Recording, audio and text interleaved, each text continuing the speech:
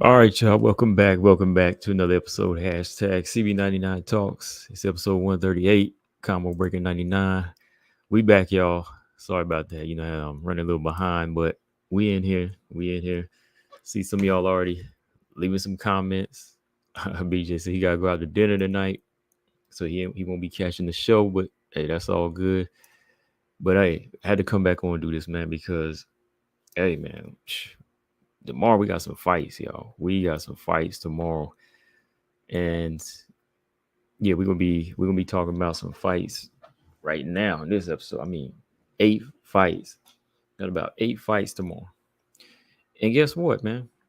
Bellator actually outnumbers the UFC tomorrow night when it comes to WMMA fights. Bellator's got 5, and the UFC only has 3. I mean, I think that might be a record too. I mean, has the UFC? I think the most the UFC ever had as far as WMMA has been like 4 fights. And then usually something cancels, right? Usually a fight cancels and we down to like 3 or maybe 2. But I think the most we ever seen is like 4 tops. Yeah, I think so. But yeah, Bellator's got like 5, man. And Bellator's supposed to be the inactive organization and in the company with less women, but hey, they got 5 on there for Bellator 300, so hey, can't get mad at them. But what's going on, y'all? Easy said we in here. Lolita, Marcus, what's going on? But yeah, this one here, man, we're gonna run through some fights so we can pretty much stay a little busy. I'm gonna keep going through it.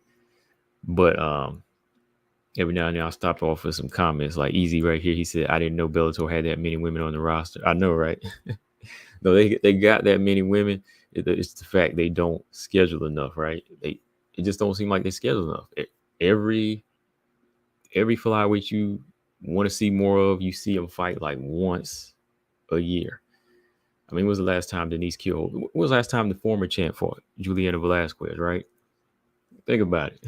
When was the last time any of these girls fought? I mean, Liz Carmouche, she's probably the busiest I ever seen.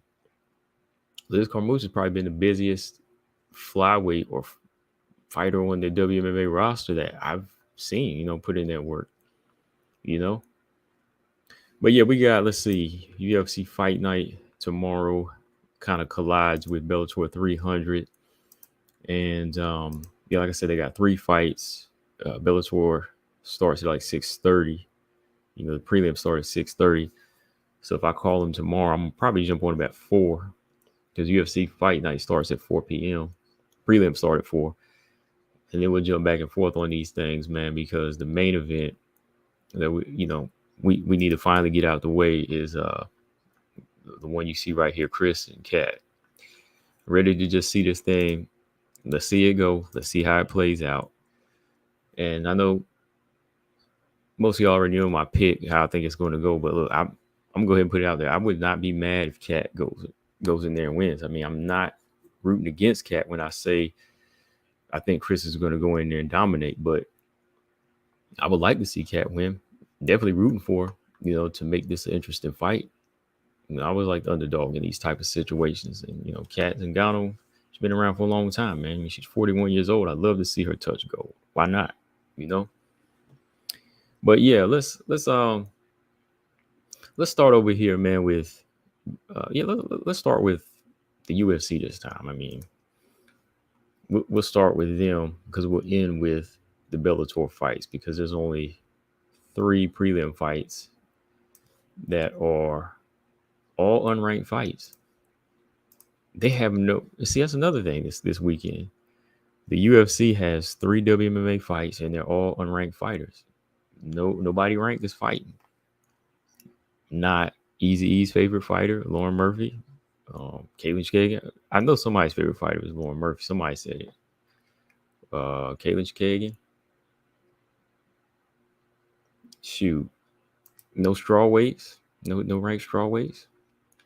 But hey, let's jump into this real quick. We're going to start with the Fight Night cards. Let me pull it up. Dawson Green. All right. Real quick comment. Easy said, bro, did you see how Cat was looking at Cyborg at the weigh-in? Cyborg pissed Cat off with all that stuff she been doing, especially stealing her website. Stole her website? What you mean? I don't know nothing about that. I mean, I saw how she was looking at I saw the stare down, the first stare down, and then the final stare down where Cris Cyborg had the war paint on and everything. Cat was looking mad, boy. She was looking pissed. Cat had that stare down like she ain't backing down. So I wouldn't mind seeing Cat translate whatever energy that is into a real fight tomorrow night. But what you mean stealing the website, man? Am I missing something here? Just stole her website. How she do that? Oh, let me have to pull that up on in the background here while we talking. Yeah, you gotta explain that to me. Stealing her website, man. Somebody gotta tell me something about that. I didn't know about that though, man.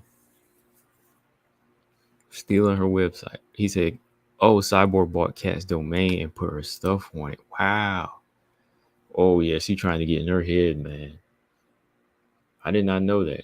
Cyborg bought Cat's domain and put her stuff on it. Who knew? Who knew about that? I didn't.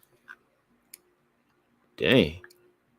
I'm gonna have to read into that. Send me a link or something about that. We'll talk about that because I missed it.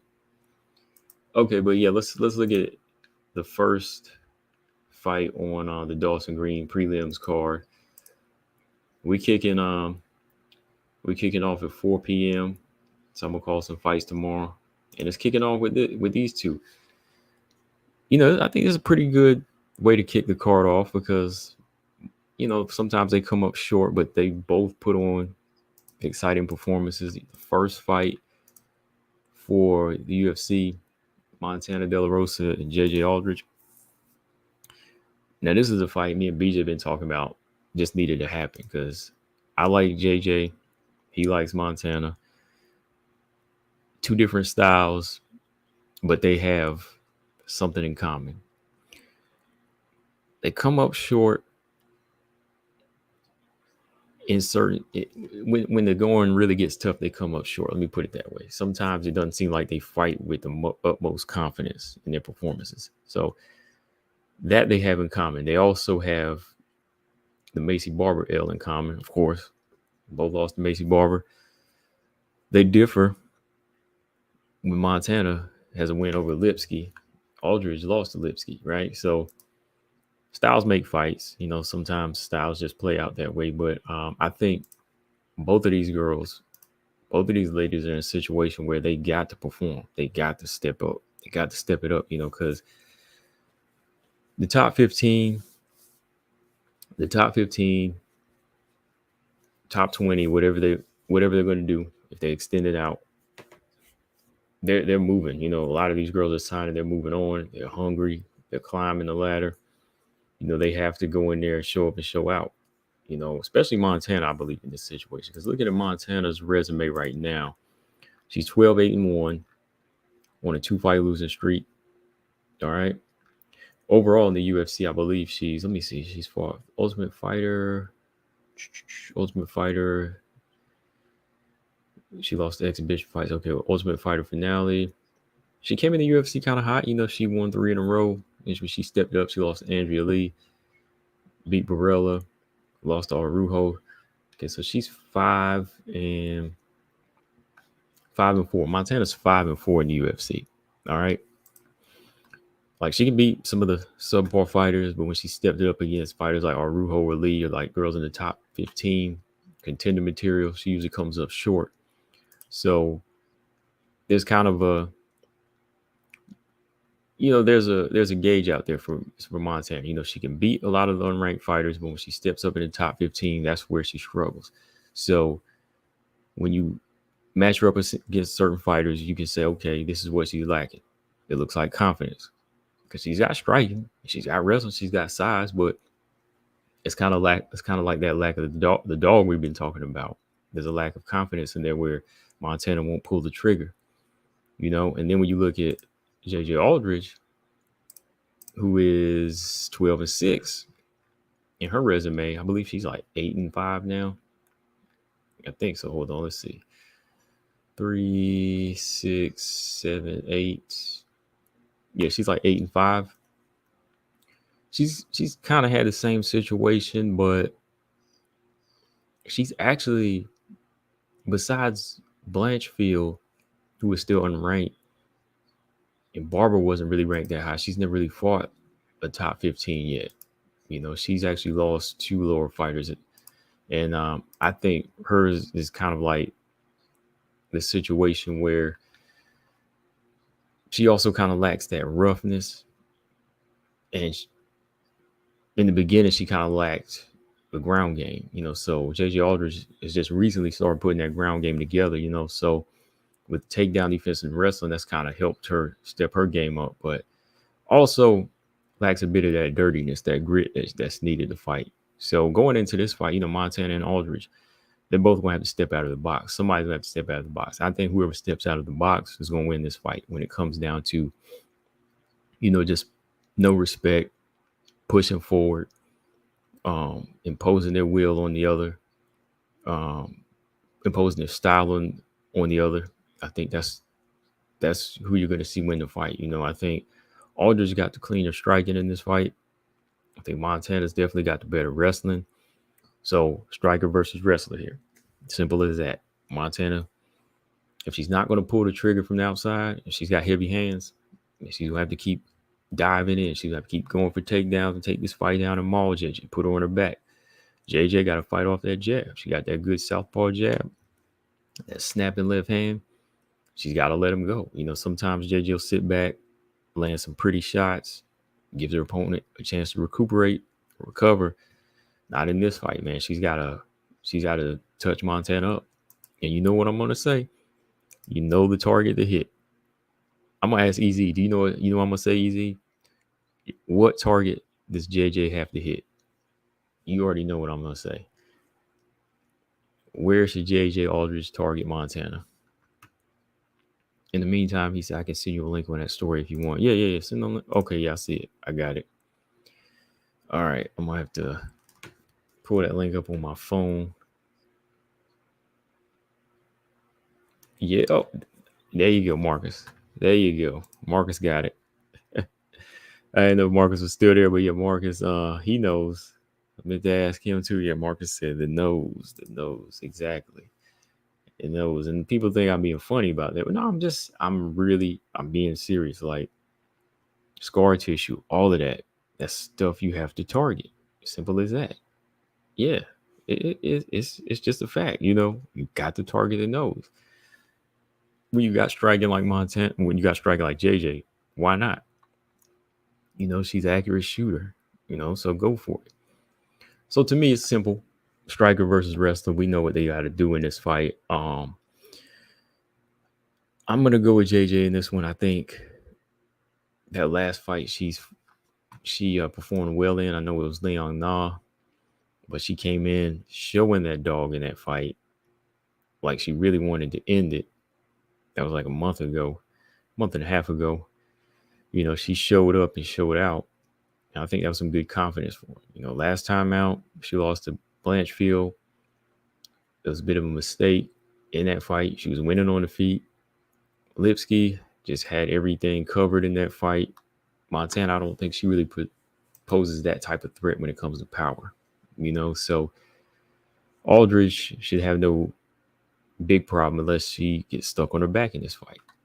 All right, so I'm gonna go with JJ in this fight. I'm gonna go with JJ by decision.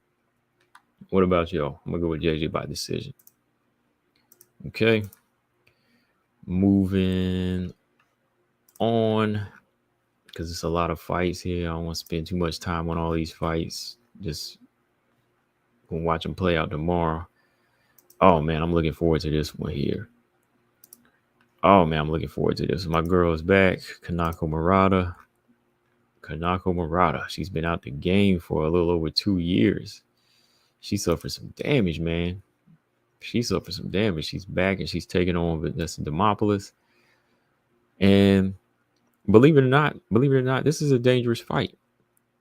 This is a dangerous fight for Kananko Murata to come back in. It really is, because Kananko has that real fast-paced wrestling style. And when she gets you on the ground, she can be a little reckless in the guard. And that's what I called. That's what I called in that Verna fight. Whenever she got in that guard with Verna almost got that armbar on her. And I believe she did get out of the armbar, but not without getting like her forearm or something fractured or broken in that fight. And that's what had her out, along with some teeth, some dental work. She got teeth messed up really bad. I know y'all seen that picture. Where I posted up Kananko Murata's dental work that needed to be done, man. Like, I mean, them teeth were, oh man, looked like she was chewing on like bullets or something. Yeah, so that kept her out. And to me, she's definitely one of the ones that's strawweights I saw in the come up that was most promising as far as, her striking and wrestling and strength. So I'm glad to see she's back. But yeah, she's gonna be taking on Demopolous, who been staying pretty active. She's been pretty active at 9-5. She's been taking the call when the UFC when they call her. She came in, lost her first fight against JJ Aldrich, but since then, she put together a string of wins. I think like 3 or 4. I think 3, yeah, because she lost to Karolina, right? Yeah, so she's like 3-2 in the UFC. Got a lot of heart too. She got a lot of heart, and just when you think you can counter out or she's about to lose, that's where she comes in and submits you. Same as when she was fighting for LFA, man. Like, if you have good takedown defense and striking, you keep it there. You don't take Demopolous to the ground. That girl can submit you. That's like that. She's got the skills like that. I know the one upset performance was from Juarez. When Juarez about knocked Demopolous out, she jumped right in that guard and got submitted by Demopolous. That's how dangerous she is. Even in LFA, there's a fight with was that Cynthia Arcio? Cynthia Arcio got knocked out or stopped by her. So, she definitely been working on her hand game. She's a strong little grappler. And I think Demopolous' grappling has actually been a little bit more present than Tabitha Ricci. I think she tends to be a little bit more dangerous. Like, you see that flexibility, athleticism. Demopolous actually can just like bend in some crazy ways. She's a pole dancer and everything. So the girl can move, and she'll trade with you. So hard, dangerous ground game against a returning Kananko. Ooh, man. I think Kananko, she's got the speed on the feet from, going by her last few fights. I've seen her, and, she can move, put combinations together and step in and out. But she just can't go in there diving for takedowns in this one, because Demopolous she's going to accept them. She's going to accept those. And she does that. Demopolous will gladly invite her into the guard, get on her back, and pull off a submission just like that, I believe. But I like both fighters in this one, man. I think Demopolous, she's exciting. I don't know if she'll ever be top 15. I mean, she could probably get top 15 if she gets this win, because that'll put her 4 in a row, or 3. That'll put her 4-1 in her last 5. Let me see, 1, 2, 3. Yeah, 4-1 in her last 5. So she could probably get top 15. Kananko, I just don't know, like, how rusty she is and what she had a chance to work on in this fight. What did she have a chance to really perfect in this one? But I think I'm going to give Kananko the edge. I'm going to give Kananko the edge if she doesn't get reckless in the guard, or if she gets taken down. If she doesn't have the strength to control Demopolous on the ground as far as using her wrestling to counter that jiu-jitsu, she might wind up getting submitted. I can see that from Murata. I think she could win on the feet here. But again, I just think that Demopolous is a little bit more fresh. So to me, I'm kind of torn in this fight. Honestly, yeah. I am really torn with this one, because I'm trying to factor in the inactivity here Whereas Demopolous has had, a number of fights in the UFC, got a chance to work. I don't know if her defense has improved as far as her striking, but she's got a little bit of power, and she'll trade, her heart and jiu-jitsu will carry you a long way in this game, man. So I'm not gonna pick in this. I'm not gonna pick in this fight. What about y'all? Who's picking in this fight? I'm not. Easy said, yeah, that dental bill had to be massive. Yeah. Murata's teeth looked like she was chewing on rocks. Yeah, man, things was down to the pink, man, the gums, man. But yeah, I think in this fight, Kananko could fight well off a jab in this fight, use combination step in and out, and she could win like cage wrestling. A lot of pressure on the cage to nullify that pressure fighting style of Vanessa Demopolous running in with that overhand right. Demopolous, to me, has used more head movement, get her way in, use those hooks, overhand right, and get the fight to the ground. But I'm 50-50 on this one. I mean, who do y'all got in this fight? Let me know who y'all got, because I'm gonna go in and enjoy this fight. I'm not picking in this because I think it's just a little too close to say. Hold on. Yeah, I think this one is a little too close because of inactivity on the one side. Okay, Easy said he's got Vanessa, Murata going to be hella rusty, and Marcus said he's got Murata. See, yeah, for a couple of picks, yeah, that's 50-50. I'm not gonna pick in this one. I think they both have a good chance of finishing each other in this fight. I see a finish in this fight. I see either a submission or a TKO in this fight.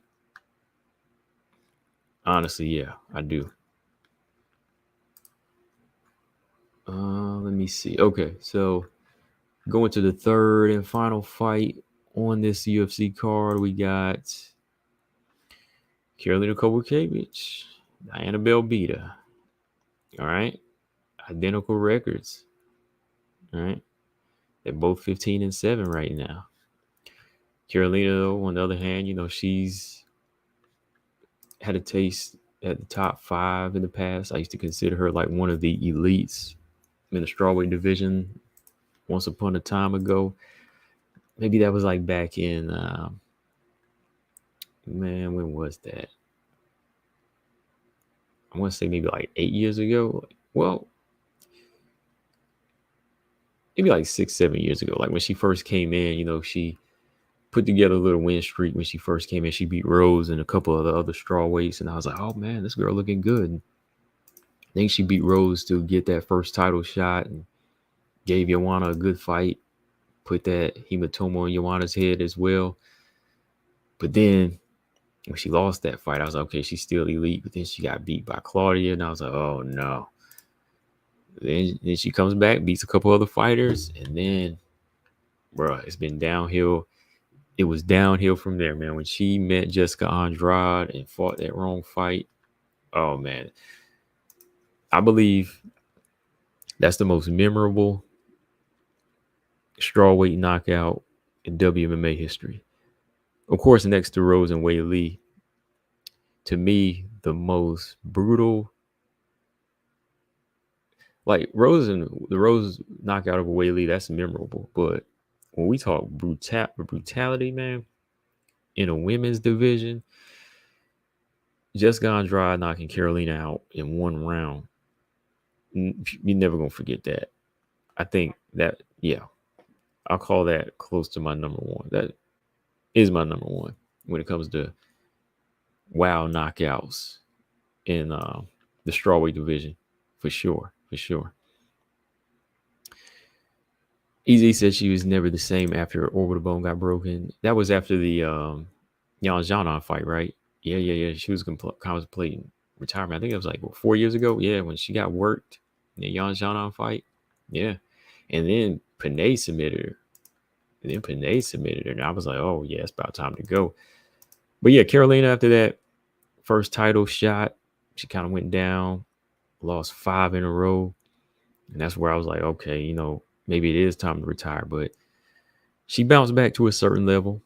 She put together a string of wins against the lower fighters. And like I said, if she wants to stick around, that's cool. Like, you can fight that fight, Felice Harry, Demopolous. Now she fight Diana Belbita. So to me, my thoughts on this one, this ain't really like a fight where I'm worried about Karolina going here and getting like damaged, or really hurt. I mean, Diana, she's a long, lean striker. She'll have her little slick moments on the feet, but never really seen her as like this dangerous submission specialist. I mean, she's got like a couple submissions, I believe, before she got into the UFC, but since she's been in the UFC, she hasn't really been dominant in just like one discipline. I think she's like 2-3 in the UFC. Let me pull her resume up. Yep, 2-3 in the UFC. She beat Hannah Goldie and Maria Oliveira, and beat by Molly McCann, Jojua, lost to Gloria DePaula.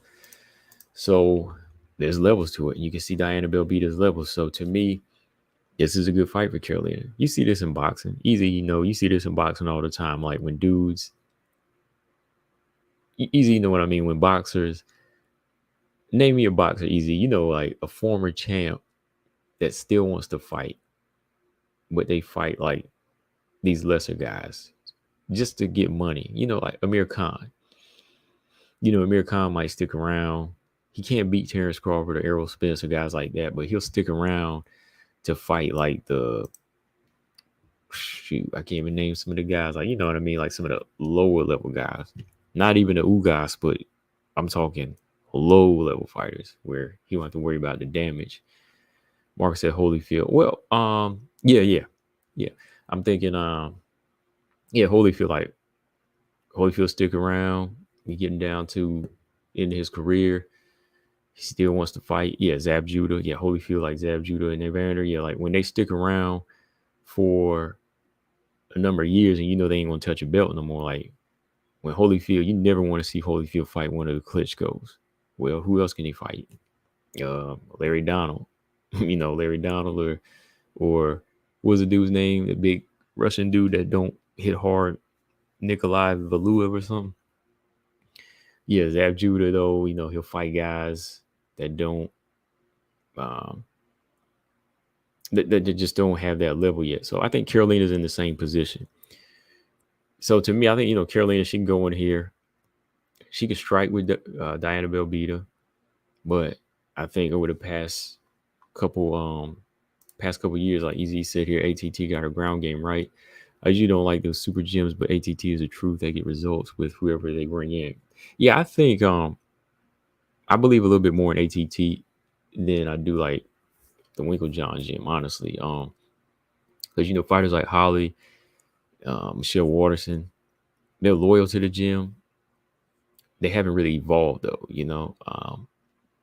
they haven't really evolved like that. They're fast, athletic fighters. They have like these good attributes about them, but I think there comes a time when you have to leave that gym so somebody else can like point out what you need to be changing and what you need to work on, right? Like Jackson Wheat took Holly only so far, so you got to go somewhere else. Clarissa, I believe, left too.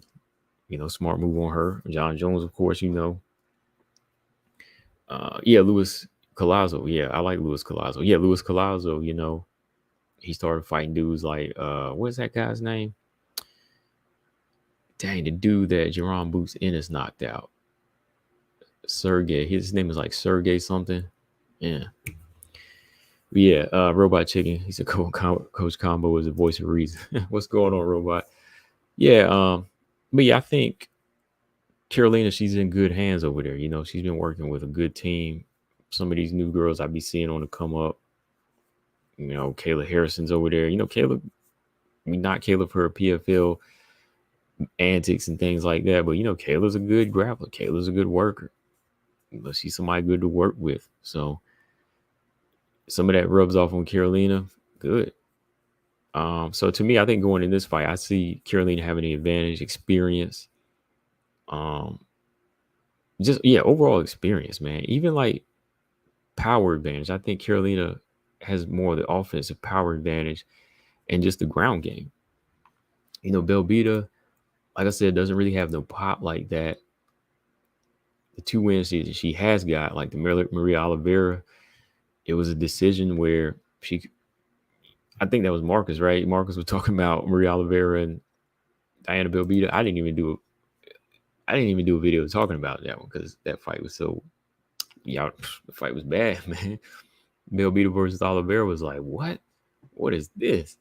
So honestly, Karolina's never had a performance like that.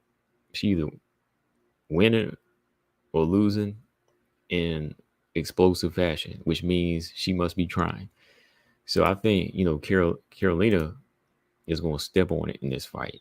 She either going to go in on the inside to get a couple hits in, get the fight to the ground, and she can win this thing by submission or just control on the ground. So I'm going to go with Karolina in this fight. I feel a little more confident in this one, where I'm going to say Karolina Kowalkiewicz win over Diana Belbita. Who y'all got? Who y'all got before we jump to this Bellator talk, man? Diana Belbita's long too, man. She's long for this division. She's like 5'7". I believe her reach is like a 68. Let's see if she can use it. Like if she uses that reach and use some teep kicks and some head kicks, she could get some work done. But when I was watching the Oliveira fight, I didn't really see her go in there and take full. I didn't see her take full charge in there.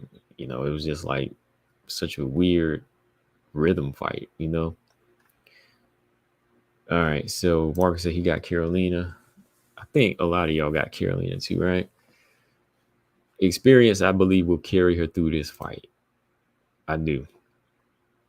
Because the experience that she's faced, she's actually won some good fights. Rose, Felice Herrig, Demopolous is a dangerous grappler. She's actually won some high intense fights. She's been in some high intense fights to learn from. Easy say Karolina, I think she got the edge. All right. I think she could get a finish, submission, or decision. The way Diana Belbita hugged up on, I hope that this ain't gonna be a friendly sparring session. Let me just say that. All right.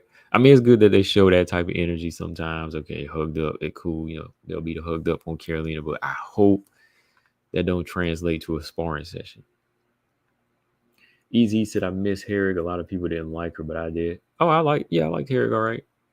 I used to see her on that one show before the UFC, before she was in the UFC. It was like this kickboxing show. I think she's trying to go to professional boxing now too, right? Wouldn't that be crazy if she got into that realm with like, what is her name? Amanda Serrano and them and Baumgartner. Felice Herrig versus Michaela Mailer one day.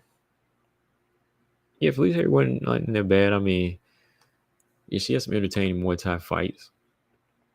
Marcus said Belbita throws those mosquito bite punches. Yeah, her and Oliveira. They was like having a skeeter bite competition. Robot said KK, no question. I only worry if you put her in there with a power puncher. Yeah.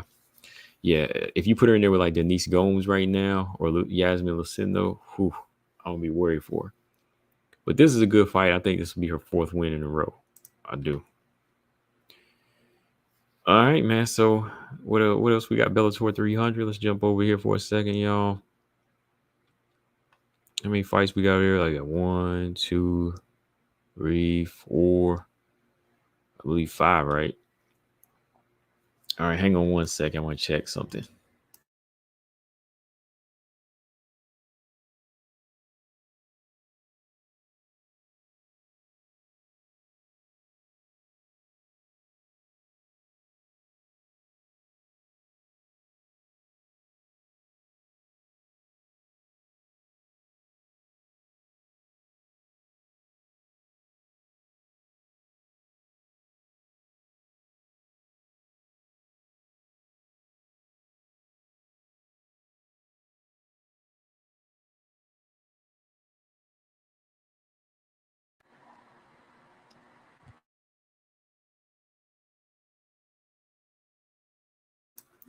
All right, yo.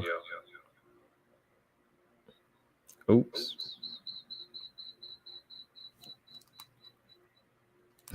I heard a little echo. Dang. Trying to get this echo off.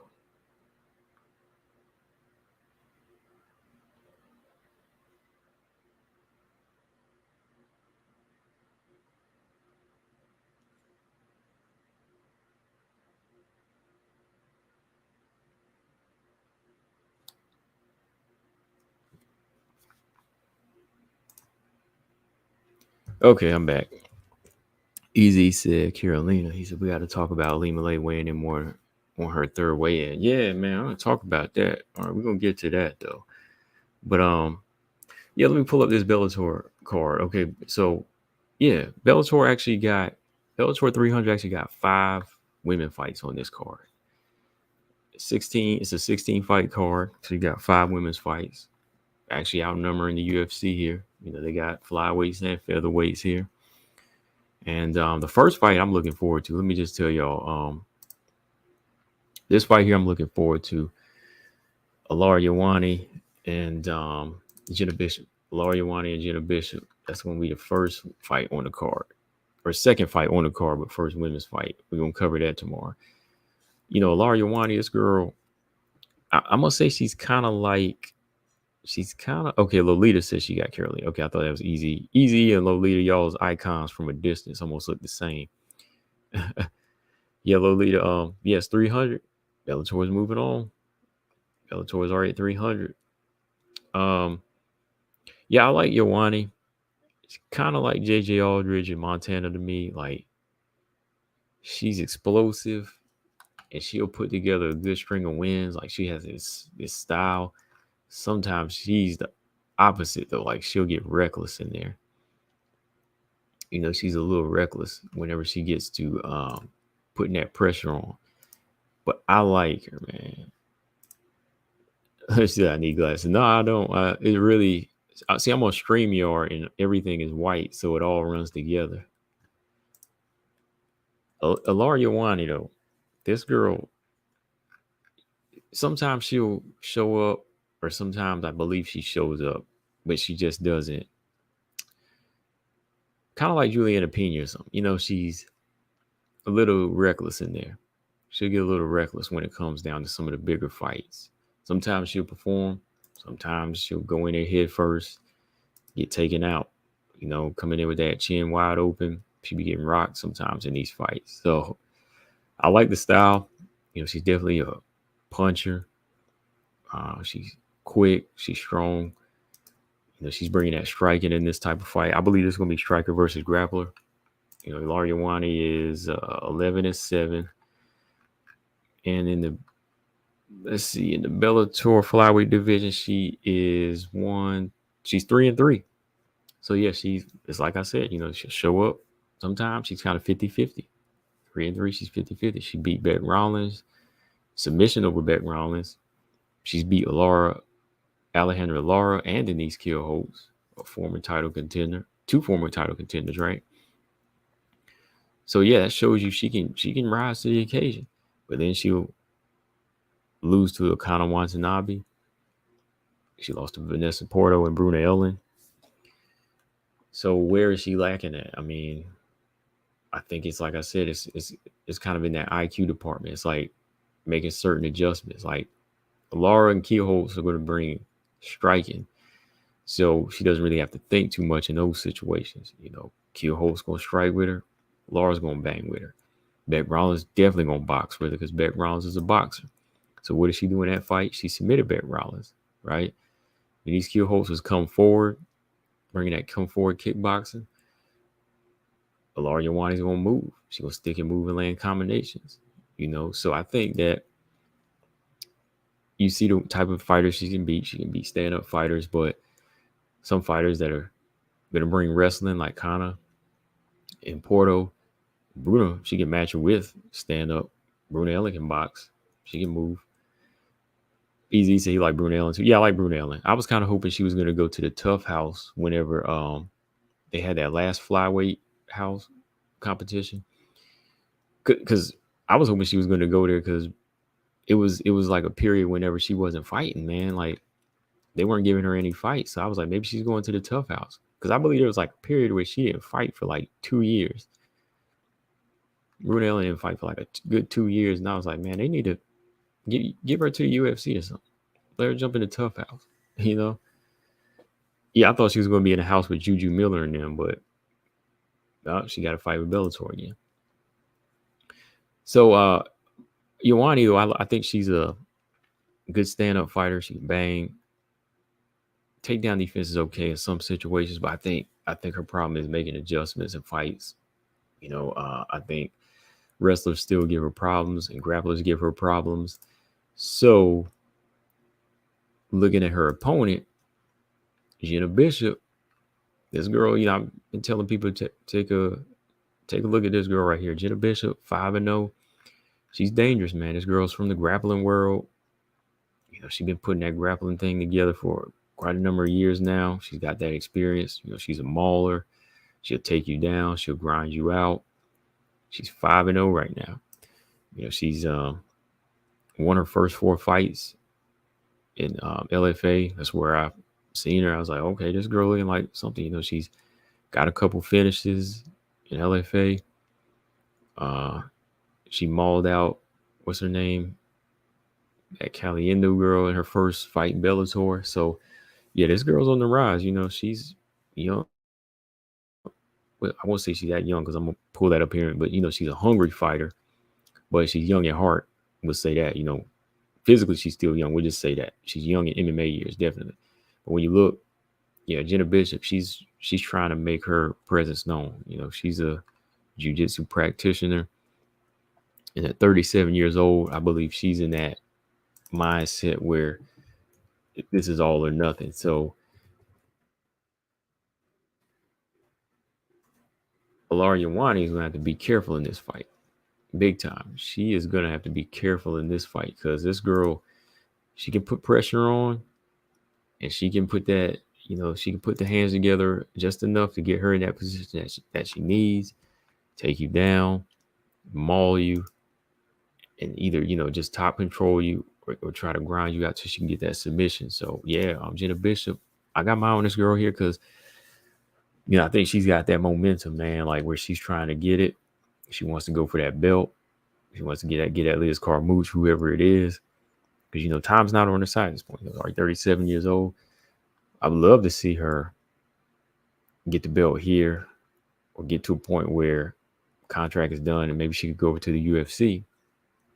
But, that's another world too. The UFC is high level fighters over there. So we'll see, Jena Bishop, what type of skill set she can build along the way. Because, 37, 5-0.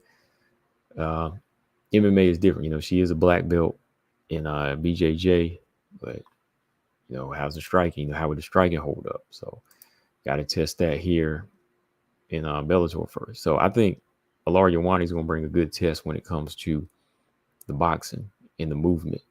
Jena Bishop will have to cut the octagon off. She'll have to body lock her, cage wrestler, get her down, maul her, use that jiu-jitsu in this type of fight. Don't try to trade with Ilara Joane. Ilara Joane is explosive. The girl got some power in these hands. So you want to go in there trying to leave that chin open and go boxing with this girl, If I had to pick in this one, I'm gonna go with. I know people think I like the strikers all the time, but I think I'm gonna have to pick Jena Bishop in this fight. I think when she closes the distance to get this fight to the ground, if she gets past the power and some of the fire from Ilara Joane, I think she can win this fight, man. I think so. So I'm gonna go with Jena Bishop in this fight. I think she's got that momentum and a perfect style that's gonna give Ilara Joane some problems. But who knows? Who knows? Might get caught too coming in. All right, moving on to the next fight. Walter Bell said this question is way off topic, but does anyone in the live talk know about TV boost antenna being advertised on YouTube? I like to see if it picks up pay-per-view. Yeah, somebody in the comments know because I don't know. Bruno would have wrecked every girl on that whack. Season tough was easy work. Hey man, I would have loved to seen her do it, man. And she would have got that UFC contract for sure. All right, so Joane Bishop, that's the first fight we're going to check out. And then we're going to go to Leah McCourt and Sara McMann. Dang, man. You see the size difference between these two? I always thought, height difference. Because, Sara McMann is, wide. That girl is jacked, especially at featherweight. Sara McMann is like 5'6", which I consider kind of tall for a woman, 5'6". Leah McCourt, ooh, I was like 5'10", 5'11", man. I always forget she's that tall. I keep thinking she's like 5'9", but yeah, this girl was towering over Sara McMann in this one, So she's got some size to her. All right, so Sara McMann, y'all know she made her debut against Arlene Blencowe earlier this year after leaving the UFC, and I thought she looked good against Blencowe. She did get caught because Blencowe's a boxer. I believe she put her down right with her right hand, but overall, she bounced back throughout the fight, recovered, and won pretty. I think she won pretty comfortably in that fight. I think she had that physical strength and that wrestling advantage. Going into a fight with Leah McCourt, Leah to me doesn't really have the best hand game or like some of the best, footwork. Kind of reminds me of Montana De La Rosa just a little bit, but I see a little bit more heart in her, where she'll go in there and she won't stop trying. The couple of fights that she did have when she did step it up against veterans, she did come up short. Sinead Kavanaugh beat her. Then Kat Zingano was able to outwork her and beat her. Kind of gave Kat a tough time with the size. And that's the one thing that might be beneficial to her in this fight if she knows how to use it. But to me, Sara McMann, if Sara McMann can, hold on to her cardio and her gas tank here, I don't think she would have a problem controlling or getting Leah McCourt to the ground here. Of course, I think they both will want to get to the ground in this fight. So it could be more of an uneventful type of fight. But with Sara McMann working on her overhand right, knowing that her striking is some levels above Leah McCourt, you might see her throwing those overhand rights in this fight. You might see her closing that distance and blasting big shots in on Leah McCourt, smothering. Because that's what she's about to do, smother. Leah McCourt has been trying to work on her striking a little bit more. She's been trying to put combinations together. So with her being as tall and long as she is, she's going to have to pop a jab against the wrestler. 5'10", like a 70-inch reach, use it. But that's never been her strong suit. So I can see her wanting to use her size like she did against Kat, but it not really being as successful. So again, I'm going to kind of go with experience in this one. I'm going to go with experience. I think Sara McMann at this weight's a little bit stronger. I know that she is 42 now? 43. Yeah, she's 43 now, but I think that she still has enough to go in here and show the young bucks some things. Yeah, I think so.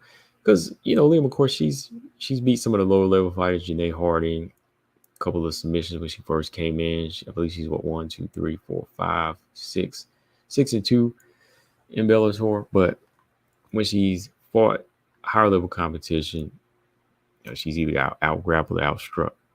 I think Sara can do something, man. I think she can land some hard punches in this fight. She might be able to come away with the win, but she won't break Leah McCourt down. I don't think so. Like, she won't break her. I think she'll probably win like a decision or that close decision, because if Leah McCourt can last, I think her strength and her size will come into play. If Sara explodes too much by the third round, she's kind of wearing down. Leah McCourt can have that advantage and make a comeback even with her hands. So we'll see. Robot Chicken say he's got Sara. All right. Mark said, have one word to say. Scott Cobra likes the mold. Easy says Sara can't do anything if she can't wrestle. All she needs to do is pop that jab and keep her at range. Yeah, Sara's got a good overhand right though, man. I think she can wade her way in. She's made some improvements in her last couple fights with the striking, but so is Leah. But if Leah's hadn't improved that jab, then I don't think she's going anywhere. Robot Chicken said cardio is a key in this fight. Yeah.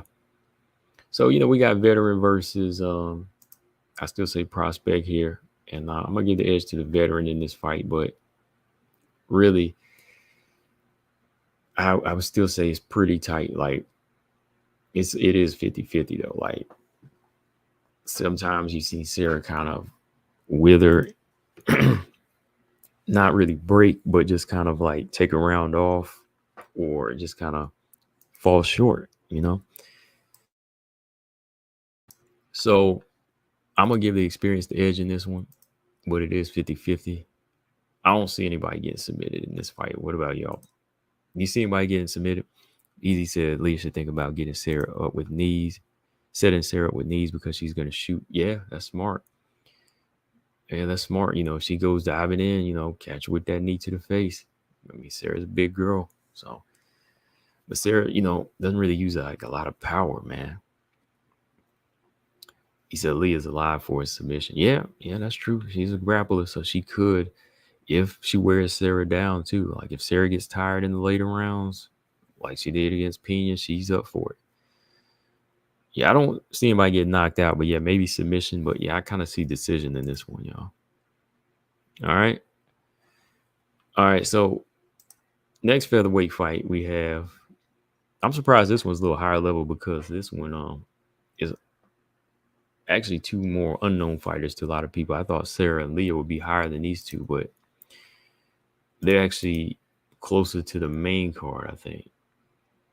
Yeah, they're not. They're actually the premier fight on the prelims card. Lorrany Santos and Cataline.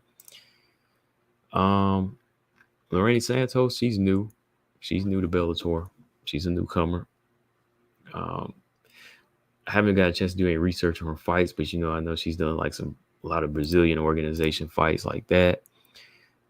Jacqueline Cataline, y'all know her. She's come from not Bellator, PFL. She came up short in her last fight in PFL, and she had won like one fight over there in PFL, I think, or maybe I think she did. Like, what was a good finish that she got over there? But maybe her contract was up, so she's making her move over to Bellator, or this might be a sign that Bellator is going over to PFL. PFL's gonna buy him out. True here, what's up? He said Jackie can fight. Yeah, this girl's scrappy. Yeah, she's scrappy. Robot Chicks, I love Jackie, but not in this fight. This one, I'm not too sure. I gotta do some research on Santos because I think Jackie, she goes in there and she'll let them hands go. She's a wrestler, but in that one fight she's had, I saw some potential with her striking there. So as long as she improves in that department, I think she has a good chance in this fight.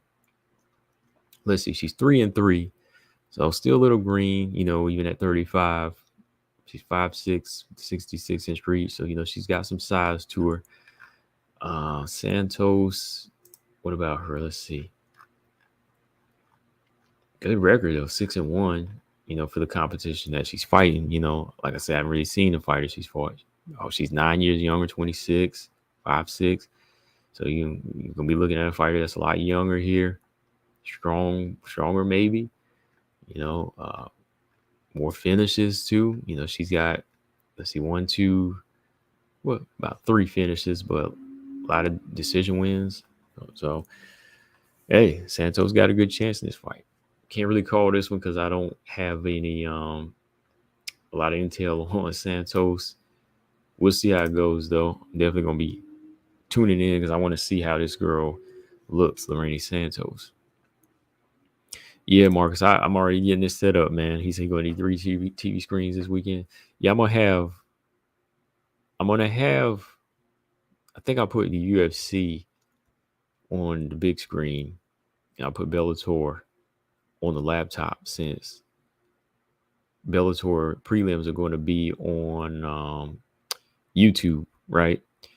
So I put ESPN Plus on the big screen, and I put YouTube on my laptop to watch the prelims.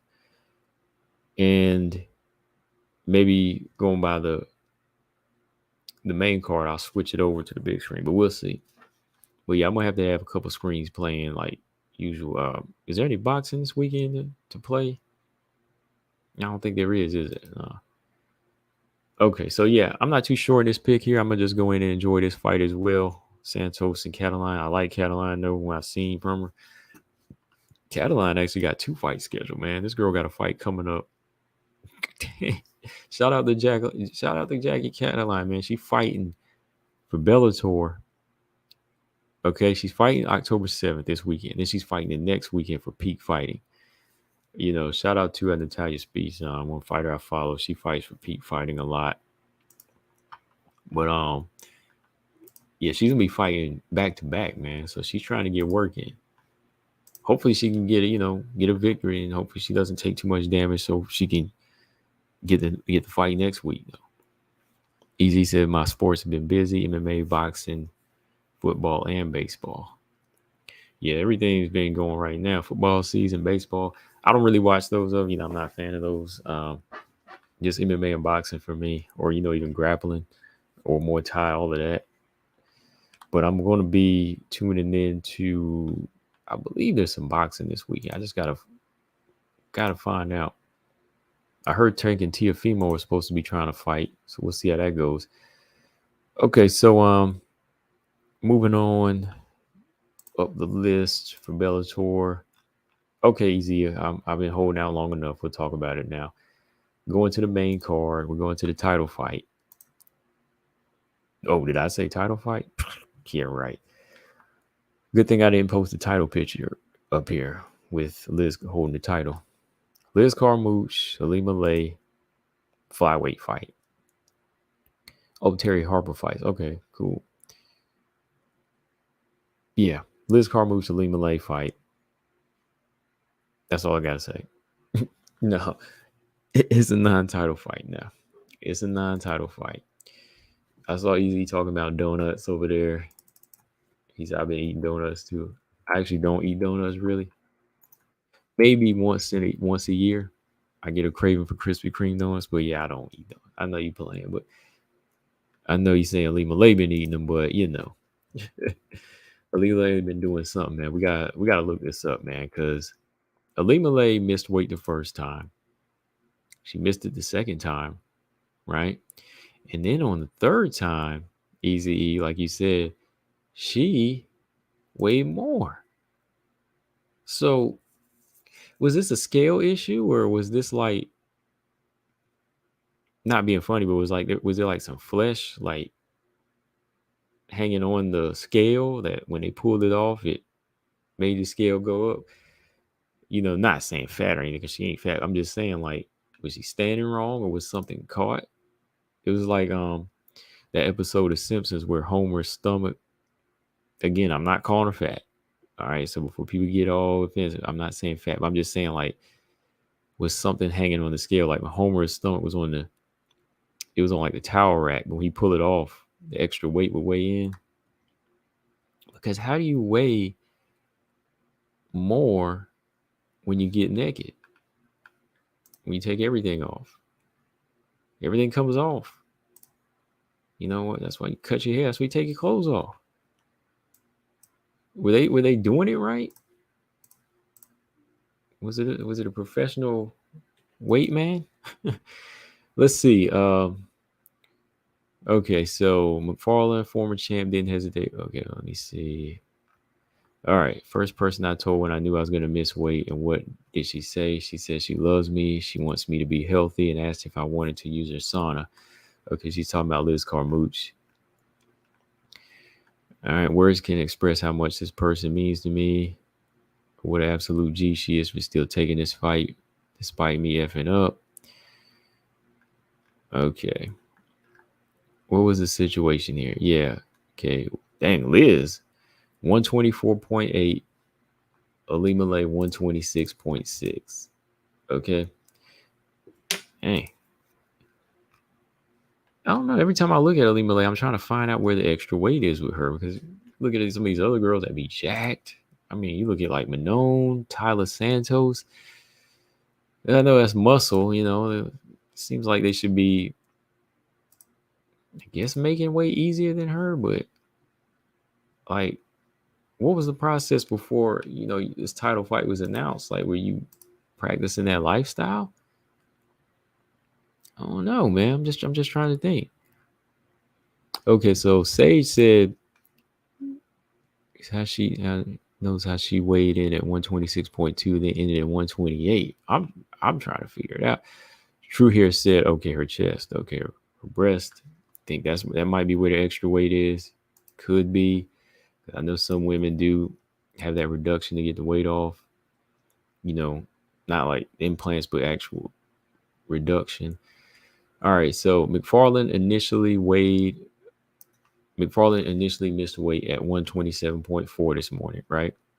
And then when I went to go, I was actually going on my run this morning or this afternoon. I pulled up MMA Junkie, and it was like the post said 10 minutes ago, right? And this is the part I saw. She removed her clothing, weighed in behind the towel to cut to 126.6. Okay. So that's where I was at. Because I was like, okay, she missed weight.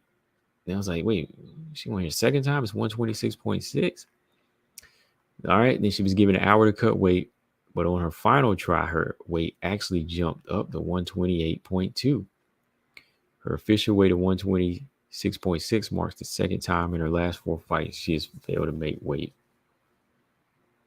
Second time, failed to make weight for a fight. Wow.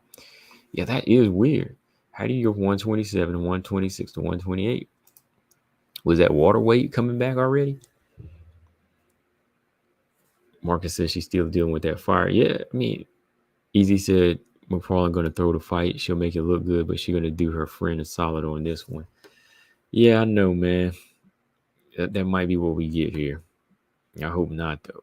Sage said last WMMA title fight expected to be a weight miss was Aldrich against Nunes. And after watching that fight, part of me wishes it ended up being Rocky. Yeah. Yeah, so maybe during that time she got off, just started to blow back up. Maybe, I don't know, maybe she didn't have any more water to sweat. So she probably knew at that point, I'm not going to make weight. So we're just going to get back on here.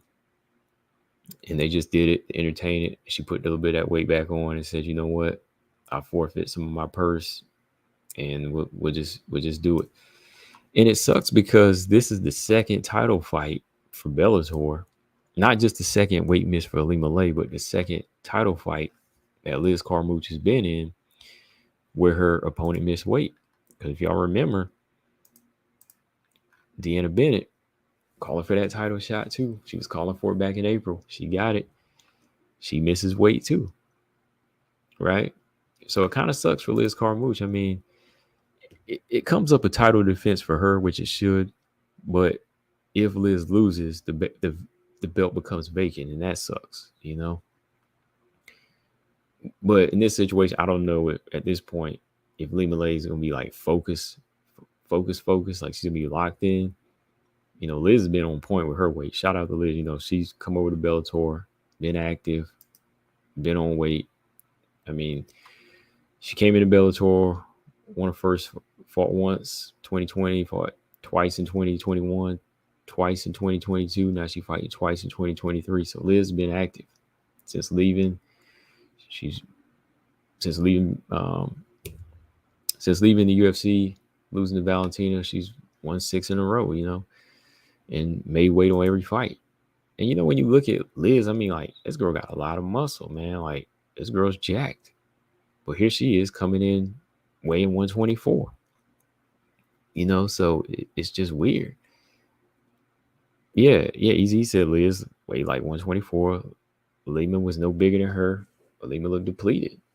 I think maybe just the process with her. I think it might just be the lifestyle and the process. Because, again, if girls like Macy Barber, they can make 125. And Manon can make weight. I mean, Manon, she looked bad in her last weigh-in, but she made it.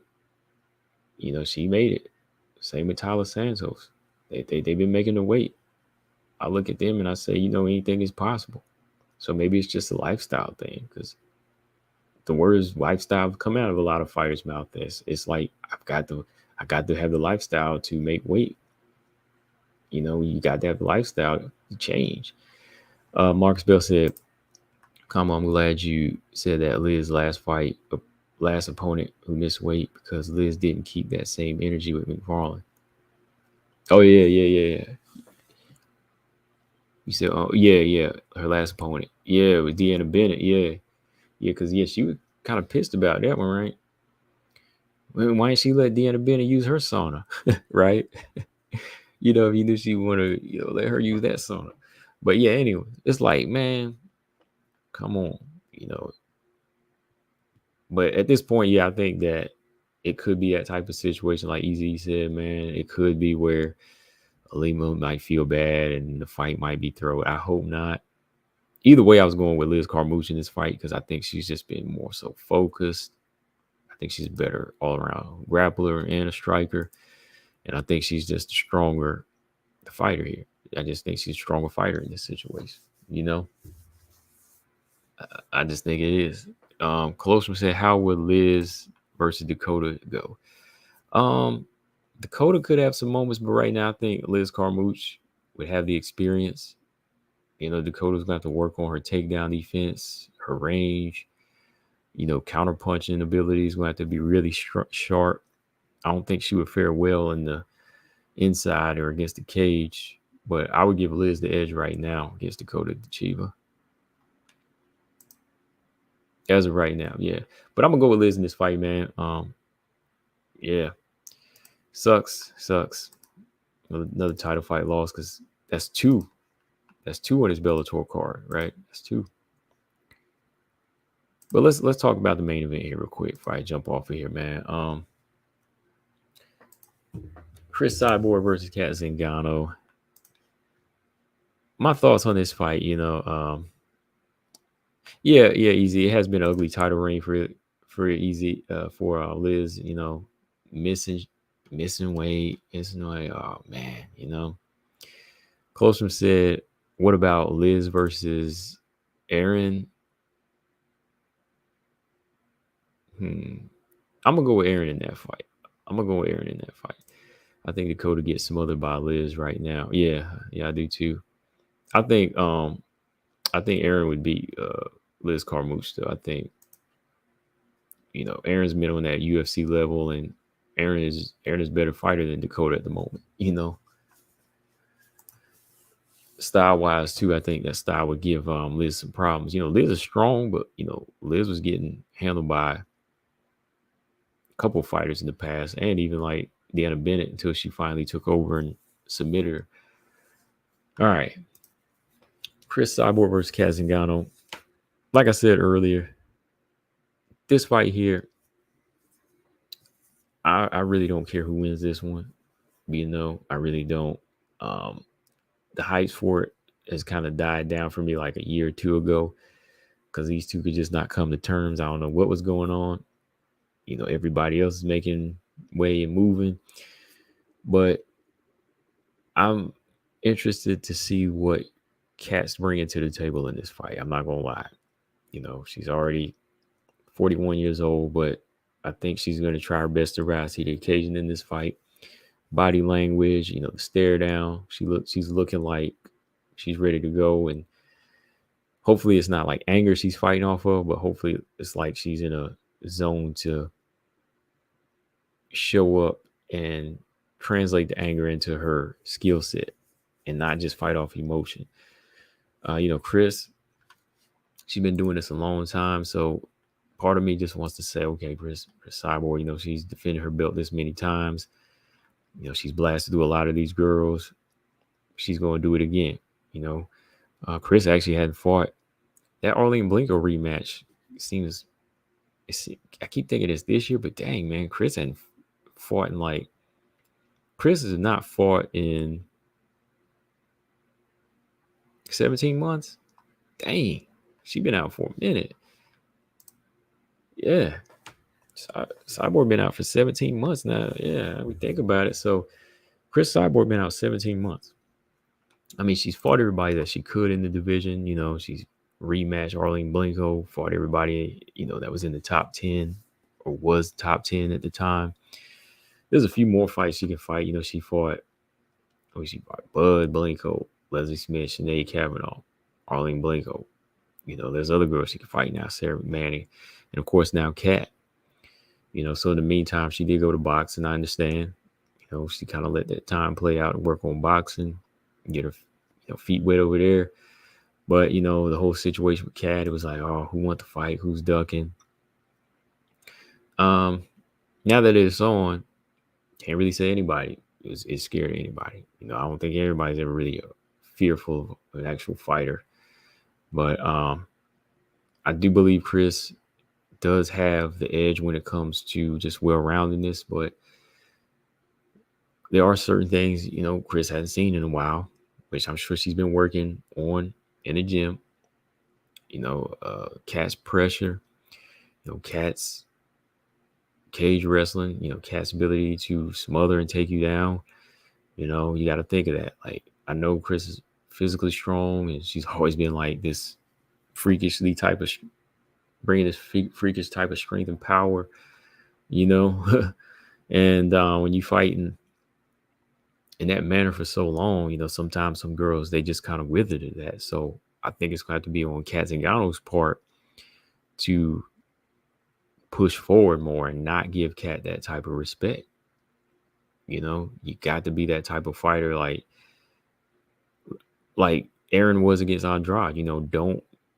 Don't take a step back against her. Don't run. You got to meet her head on. But if Kat does this, she's got to have the defense. You just can't take these shots. You got to move your head in this type of fight, and you got to jab your way in, like Aaron Blanchfield does. I'm saying, like, you see Aaron doing certain things. I know she's a younger fighter than Kat, but I'm just saying, like, some of these older fighters can learn from the young, because the young fighters are coming in more so well-rounded and evolved. And I think for Kat to get this fight where she needs to be, she can't be on the back foot, because that's going to give Cris too much respect. I think she's going to have to use like hard leg kicks and fight more at the mid-range and moving her head and striking her way in, and then backing Cris to the cage where her abilities are more present. Knees. She's got those knees that she's infamous for. Work Cris Cyborg's body. Because, got to take it in your hands sometimes to say, okay, let me see what type of strength Cyborg has at this point. You never know. Fighters can age overnight. Test Cris Cyborg's gas tank at this point. Cris is 38, but it's a rough 38 too. She's been in a lot of fights, a lot of training sessions. She hasn't taken like a lot of losses, but Cris, she's trained a lot, and to train a lot, your body faces a lot of wear and tear,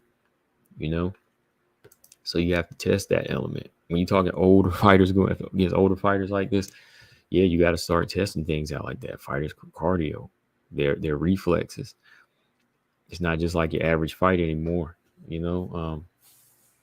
Work her legs, work her knees. Kat's got to be she's got to be ready to take a few shots, but she's got to give it right back. She's got to give it right back. She ain't going to win a boxing match with Cris. No, Cris's boxing's too sharp. She's too patient with it. Fighting a patient, tactical, mid-range fight ain't going to work. It's got to be a gritty mid-range fight where she can punch her way in, get it to the cage, keep it there, take her down, And that's asking a lot for Kat at this point. I know. Kat's on a nice little win streak, I know, but again, most of these girls never fought anybody like Cris. Again, Cris's strength and power is some freakishly stuff, even when she fought Sinead Kavanaugh, knocking her out. But Kat came into Bellator about 3 years ago, and she's on a 4-0 win streak in Bellator. Fought some veterans, young guns to get her sharp. Pam and Leah McCourt, the best fighters that she's fought. But nobody's really going to prepare you for Cris at this point. Nobody's really going to prepare you for Cris. But I just think Kat has to take it in her hands to push Cris into a back foot type of element, and in an element where she's gonna make Cris take more damage than she's used to. And then by that I mean push her and hit her more than once, smother her and put that weight on her, the weight that you have on her, something that she doesn't really feel a lot in fights. You know, Arlene Blanco boxed with her. She touched Cris, but she didn't have the power. You know, I think Arlene just didn't have that game like that. So it's going to have to be on Cat to give Cris some of this stuff that is going to test her body at this point. You know, a little bit more, put a little bit more wear and tear and expose some at this point. You know, I don't know. Hit her to them knees. Maybe something might tear that night. Hit her in the body. You ain't never been hit that much in the body before. Hit her with some hard knees to the face. Might rock something that night that knocks something loose that you need that night, you know? So you got to get in there and get raw with it and get her to the ground and wrestle. So Cat's got to be rough in this fight. Can be a technical striking match, or even like a pretty Muay Thai clinch in the center. It's got to be her cage wrestling and cage on the ground. And for Cris, I think we all know what she got to do. You know, she can fight a good boxing match in this fight and win. You know, she could stop Cat with her boxing at this point. You know, her jab has gotten sharper, her right hands, you know, she's not fighting off emotion as much as like she used to in those fights like she did in the past. Another thing I'll say with Cat though, like Cat's gotta bring that emotion out of her, you know, hit her once or twice and make her come after her too. Then that way she can drop a level and take Cris down and catch her off guard, you know. But if anybody's going to win, I think if anybody wins by decision, I think it'll be Cris Cyborg, because I think she's got more strength and tools and she's bigger, more powerful. But Cat has the ability to win. It's just got to be, she's got to do it by surprise finish to me. That's just me. You know, Cat's like 5'6", she's wide. I think she can still make do with her wrestling against Cris, who's 5'8". She just got to make it that type of fight, you know.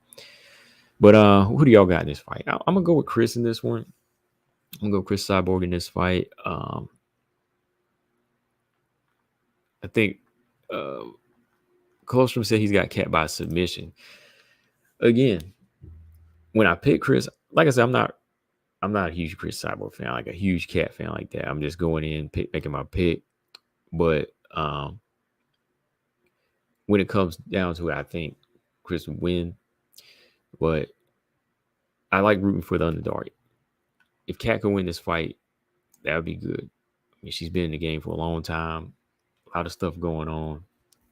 It's been a roller coaster ride for her. Had suffered some brain damage in the Nunes fight too, you know. So at 41 years old, I like to see her go out with some gold. You know, I'd love to see her go out with some gold, man, at this point. You know, I think that Cat Zingano has fought, in and out the cage, you know, had a lot of battles. So definitely, if I was to root for somebody in this fight, it would be Cat. I know I've said that in the past that Cat didn't seem like she wanted to fight, but now that it's signed and she's got it, I like to see her pull it off. I would like to see her pull it off. But with that being said, I think Cris is going to win this fight. But if Cat wins, I'd be happy for her, man. For sure. Robot Chicken said if Cat wins and retires, that would make my weekend. Yeah. Colostrum said all that grappling is going to make Cyborg tired. This fight is going to be similar to Aaron versus Tyler. Hey, if it did turn out that way, that would be something. I mean, Cat's got to do those things like I said Aaron did, you know, strike her way in. I don't know if Cat can take Chris's power the way Aaron took Tyler's, and that's the question. And the question is, will she react the same way? You see, when Aaron got hit by Tyler, her reaction was to go in, not run. See, Aaron doesn't run. Like, when you fight a puncher, even like Mike Tyson, you don't run from the puncher. You got to go in to the puncher. Like, not saying you got to take their punches, but you got to go inside. You got to bully them and smother their power. And that's what Aaron did to Tyler. That's what Tyson Fury did to Deontay Wilder. Evander did that to Mike. So if Cat Zingano takes the power, feels it, don't run from it. You got to go in, smother that power. You got to smother it and work her. And if, like you say, if that grappling is something that she hasn't faced in a while and it tires her out, maybe she could take her down. But yeah, it's been a while since Cris has been in the cage. It's been 17 months. So Cat's got to take advantage of that layoff too. I know Cris been working behind the scenes, but hey, still training. But Cat's got to take advantage. Easy said if Cris catches Cat clean, she's gonna fold. I promise. I hope not, man. I hope not. Sage said body shot finished by Cyborg. Marcus said I got Cris. Cat definitely don't need to be taking blows to the head. That brain damage ain't gonna do no matter how much rehab she did. No, yeah, you got to move in this fight. Be slick. This is a dangerous fight too for her, man. Let me just put it that way. Some people think that it's gonna be like, this like, I know it's a long time coming. Like some people really, really, really want to see it, but to me, it's so dangerous, man. It is. Lolita said, man, I watched that Aaron Tyler fight again. It was close. I think it was competitive, but I think there was a clear winner in it. Like, I think Tyler clearly won the first round, but I think Aaron decisively won second round and the third round. I just think Tyler wasn't on her game in that fight. She wasn't able to adjust, but competitive fight. Yeah, competitive fight. 6, what's going on? He said, yes, sir, Cyborg, we're going to do that TKO to Cat. You're going to TKO Cat? Yeah, man. I like to see Cat win. I'm going to say it again, man. I like to see Cat win, man. Lolita says Cyborg let her emotions take over. She did in that Amanda fight. She started too in the Sinead Kavanaugh fight too. Sinead caught her with a left hook. Sinead Kavanaugh just didn't have that much power. I mean, y'all remember that? Did you see that fight, Lolita? When Sinead Kavanaugh caught Cyborg with a left hook, but then Cyborg caught her with a right hand or left hook and knocked her out. But imagine if Sinead Kavanaugh had a little bit more power when Cris started to trade with her.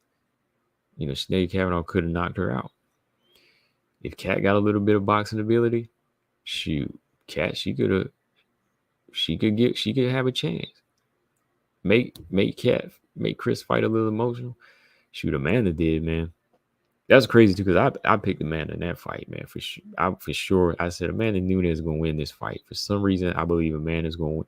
I was sure Amanda was gonna knock Cris out the way some of y'all were sure that Grasso was gonna beat Shevchenko. Some people thought I was crazy, but I was like, no.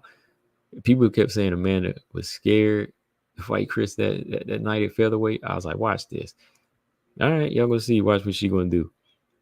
And the way it came, man, I was like, oh boy, Cris was emotional the way she came out throwing. I said, you do this against Amanda. Before I could finish that sentence, boom. Amanda Nunes caught her with a brick. Several bricks. Built her a house.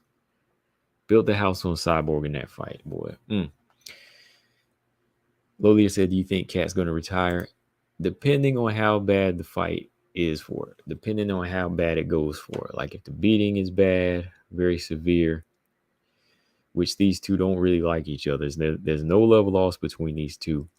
I think Cat might retire. If it goes like one round, maybe she gets finished that quick. She'll probably stay around, but if it draws out to like a long beating, nah, man, she might retire after this one. 6 said Cyborg TKO's Cat with an overhand right. Okay. I think said crazy to think she's retired now. Oh, Amanda, yeah. Yeah, nerve damage too. She's had severe nerve damage in her legs and shoulders. So, I think it's good Amanda retires. I personally don't think she should come back either, though, man. I don't think so. All right, but for some of y'all that just came in, Sync and some of y'all, I think Colostrum came in.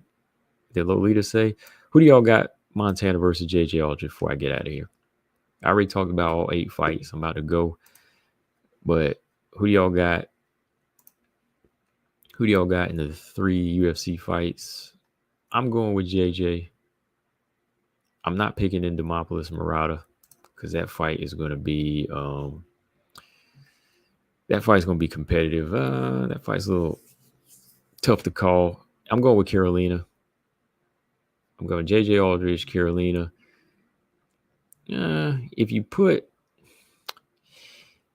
If you have to ask, I'll give Murata the edge. Like, I can't leave empty-handed. I'm going to give Murata the edge, okay? I'll give Murata the edge.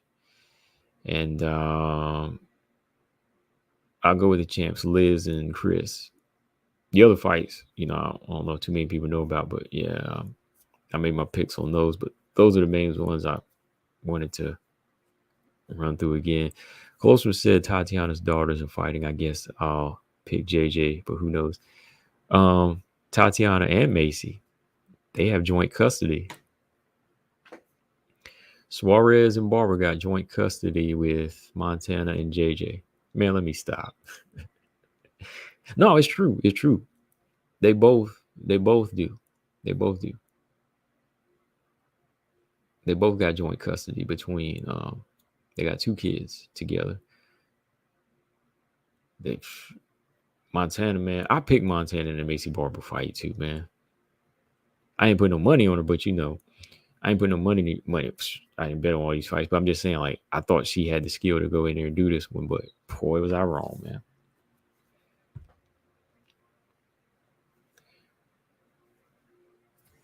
Okay, so Lolita says she got Murata. Yeah, I'll give Murata the edge, but Demopolous is dangerous, and I'm definitely going with Karolina, and I'm going with JJ.